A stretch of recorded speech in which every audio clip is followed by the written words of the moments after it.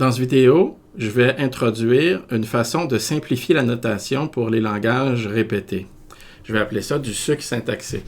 Ça va nous permettre de simplifier le document, de simplifier la présentation d'algorithmes significativement complexes. En plus, on va voir que on peut, même si les seules variables qui sont à notre disposition sont les variables entières, on peut faire comme si on avait des variables booléennes. Donc, ce qu'on va se permettre, en fait, c'est d'ajouter une macro, d'ajouter une instruction ici qui n'existe pas dans les langages répétés, mais qui va être utilisée pour nous seulement en termes de notation pour simplifier l'exposition de programmes complexes. Lorsqu'on inscrit dans un programme l'instruction suivante, en fait, ce qu'on veut dire, c'est que c'est une macro, et donc il faut substituer la ligne suivante avec le code qui effectue la procédure en question. Cette procédure-là, normalement, va modifier les variables R1 jusqu'à RK et va retourner la valeur dans la variable R0. Et ce qu'on va faire, c'est qu'on va remplacer la ligne par l'ensemble des instructions nécessaires pour effectuer le calcul. Évidemment, les appels récursifs ne sont pas permis parce qu'il s'agit vraiment d'une macro. Réellement, les langages répétés n'ont pas de procédure, mais on se permet seulement de simplifier la notation. Une autre simplification qu'on va se permettre, c'est d'écrire la variable RI prend la valeur K pour K un entier. Évidemment, on ne peut pas écrire cette instruction-là normalement dans un langage répété, mais il est très facile d'écrire une macro qui va remplacer cet énoncé-là en faisant le bon nombre d'incrémentation. On va donc se permettre, cette notation simplifiée, de mettre directement la valeur d'un entier dans une variable. Voici maintenant un exemple. Le programme qui fait l'exponentiation, maintenant, on peut le noter de la façon suivante. Premièrement, on utilise une macro pour mettre la valeur 1 dans la valeur R0. Et deuxièmement, on utilise une macro pour la multiplication. La multiplication, on a déjà vu comment programmer la multiplication. Et donc, ce qu'on va faire, c'est qu'on va intégrer le code de la multiplication dans le code de l'exponentiation. Encore une fois, ici, ce que vous voyez à l'écran, ce n'est pas un programme écrit dans le langage répété. C'est un programme écrit avec des macros. Pour obtenir un programme écrit dans le langage répété, il faut effectivement faire le remplacement des deux macros avec le code suffisant pour obtenir un code qui ne va contenir que des instructions, que les trois instructions que nous avons vues précédemment, c'est-à-dire l'affectation, l'incrémentation et la boucle répétée. Avec la notation que nous avons, j'aimerais introduire ici une instruction relativement simple. J'aimerais introduire la décrémentation. Qu'est-ce que c'est la décrémentation? Ce que ça fait, c'est que ça va prendre la valeur d'une variable et ça va décrémenter la valeur de cette variable-là, retirer 1. Comme nos variables ne peuvent être que des entiers positifs ou nuls, alors on doit définir la décrémentation comme étant le maximum entre 0 et R-1.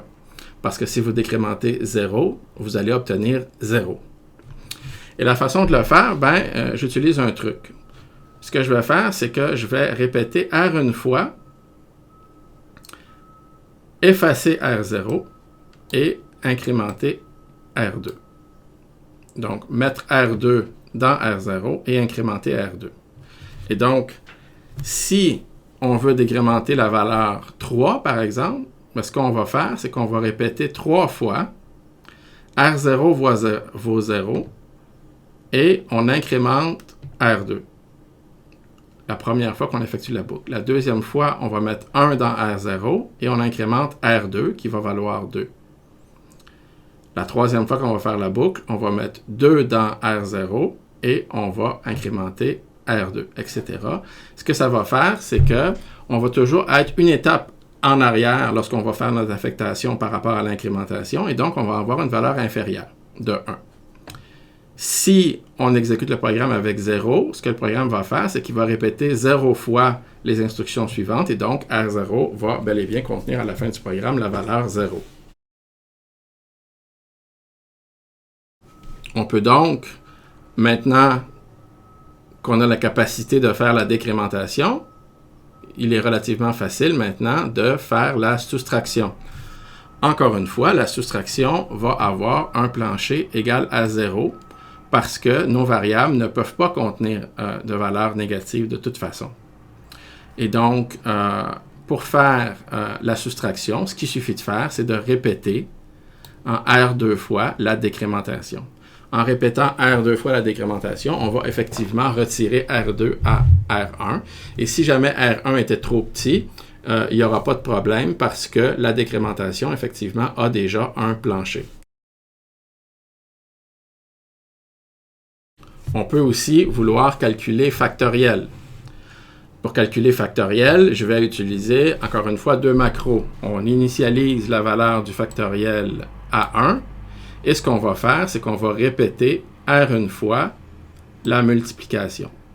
Et à chaque étape de multiplication, on ajoute 1 à la variable R2. Et donc, on va multiplier par 1, par 2, par 3, par 4, par 5, etc. La valeur de notre variable. Et on va obtenir la valeur factorielle. On peut donc calculer R1 factoriel et mettre la réponse dans R0. Je sais que je l'ai déjà dit, mais c'est très important de comprendre que l'instruction ici, R1 devient R0, c'est du sucre syntaxique. Et l'instruction multipliée, en fait, on doit, pour vraiment avoir un programme répété, remplacer ces instructions-là par leur valeur. Et donc, l'instruction factorielle va contenir, en fait, 3 boucles imbriquées une dans l'autre. Au niveau du sucre syntaxique, c'est possible, en fait, d'avoir des variables booléennes. Comment on peut avoir des variables booléennes? Bien, tout simplement, on va utiliser une convention. On va considérer que faux, c'est 0 et vrai, c'est 1. Et donc, avec cette convention, on aura les variables booléennes tout simplement parce qu'il suffit d'utiliser des entiers. Il suffit de programmer en sachant que la variable en question, on la considère comme une variable booléenne. Si on veut répéter un bloc, de façon conditionnelle, bien en fait, on peut facilement le faire en utilisant l'instruction répéter RI fois le bloc. Si on exécute RI fois un bloc, qu'est-ce qui va se passer? Bien en fait, si RI vaut 0, le bloc ne sera pas exécuté. Et si RI vaut 1, le bloc sera exécuté une seule fois. Donc, on peut introduire le sucre syntaxique si RI alors, qui vraiment signifie répéter RI fois le contenu du bloc. Ce que ça va nous permettre de faire, c'est d'avoir une instruction si, même si à l'origine, dans notre langage, on n'a pas cette instruction-là. On va réaliser l'instruction si à l'aide d'une macro.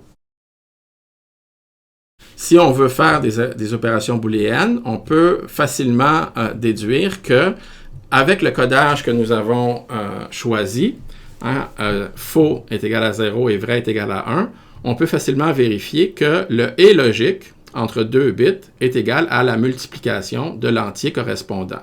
Puisque R1 fois R2, si on se limite aux valeurs 0 et 1, ça va valoir 1 qui est vrai seulement si R1 vaut vrai et R2 vaut vrai.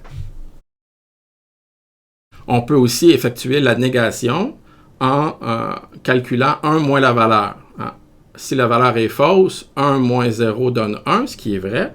Et si la valeur est vraie, 1 moins 1 donne 0, ce qui est faux. Pour calculer le OU, on peut utiliser De Morgan, c'est-à-dire que le OU peut se calculer à partir du « et de la négation. Évidemment, le OU de R1, R2, c'est le « et » de la négation de R1 et de la négation de R2, et finalement, on fait la négation. Tout ça est du sucre syntaxique. L'instruction pour calculer le OU, si vous réécrivez le code en entier, va être significativement longue, mais ce n'est pas grave. Ici, notre but, ce n'est pas d'obtenir un langage de programmation élégant ou efficace. Notre but, c'est de montrer qu'avec seulement les 3 instructions de base, on peut effectivement faire toutes sortes de calculs intéressants en se limitant à l'incrémentation, l'affectation et la boucle répétée.